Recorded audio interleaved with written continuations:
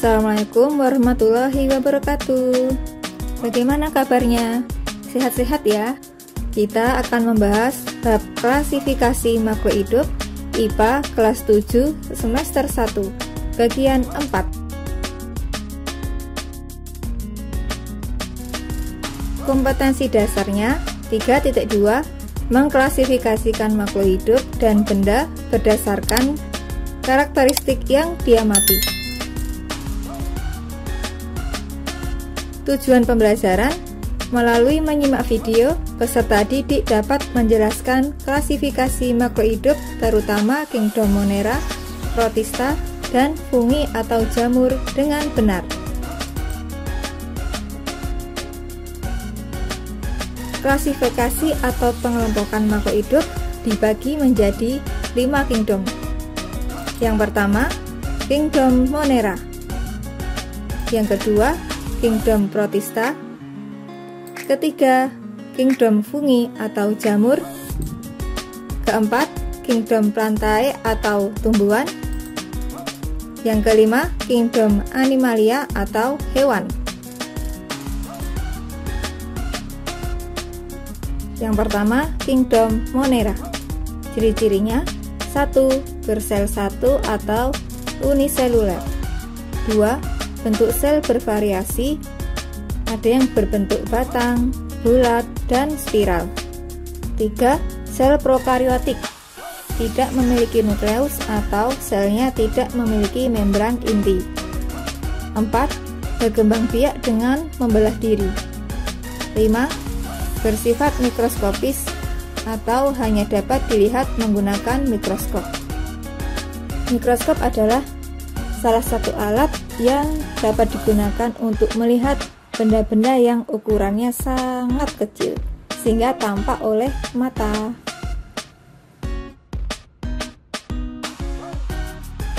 Contoh kingdom Monera yaitu bakteri.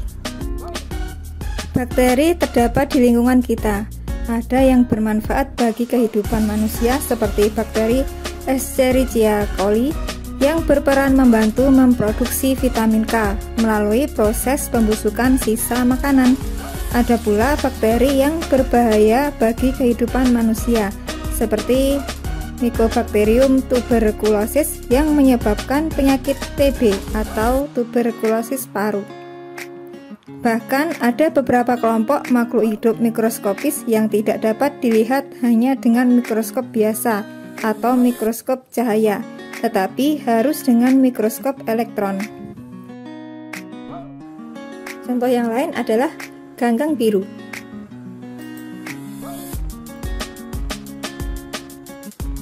Contoh anggota Monera dari ganggang biru dapat kamu lihat pada gambar ini.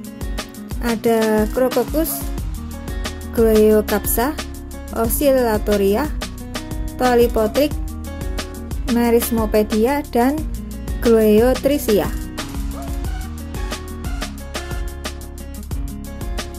Yang kedua adalah kingdom Protista. Ciri-cirinya: 1. Bersel 1 atau uniseluler. 2. Sel eukariotik, selnya memiliki membran inti. 3.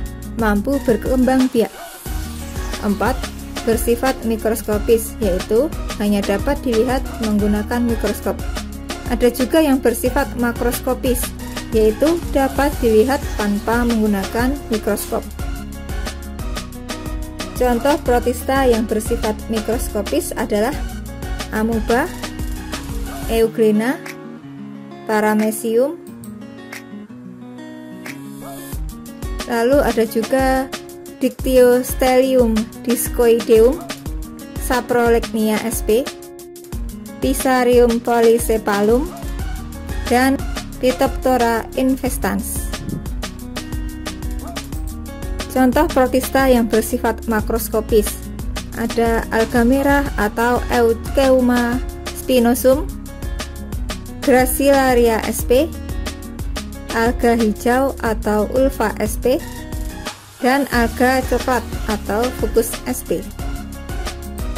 Contoh Protista yang menyerupai hewan atau protozoa.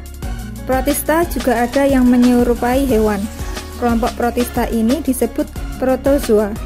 Kelompok protozoa diantaranya adalah Paramecium, Entamuba histolytica yang terdapat pada usus besar yang dapat mengakibatkan penyakit diare, dan Plasmodium malariae yang terdapat pada sel darah merah yang mengakibatkan penyakit malaria. Yang ketiga adalah kingdom fungi atau jamur. Pernahkah kamu melihat roti yang telah lama, kemudian pada bagian roti tersebut terdapat sesuatu seperti serat-serat berwarna putih kehitaman? Atau pernahkah kamu melihat nasi yang telah lama dibiarkan akan terdapat sesuatu yang berwarna oranye?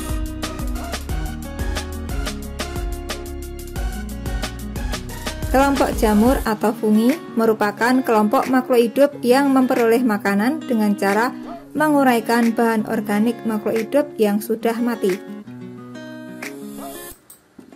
Ciri-ciri dari kingdom fungi atau jamur yaitu: 1. Tidak berklorofil atau tidak memiliki zat hijau daun. 2. Berspora. 3. Tidak mempunyai akar, batang, dan daun. 4. Hidup di tempat yang lembab. 5. Bersifat saprofit atau organisme yang hidup dan makan dari bahan organik yang sudah mati atau yang sudah busuk. 6.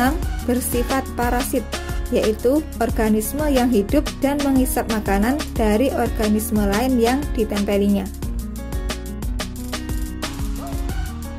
Tubuh jamur terdiri atas benang-benang halus yang disebut hifa.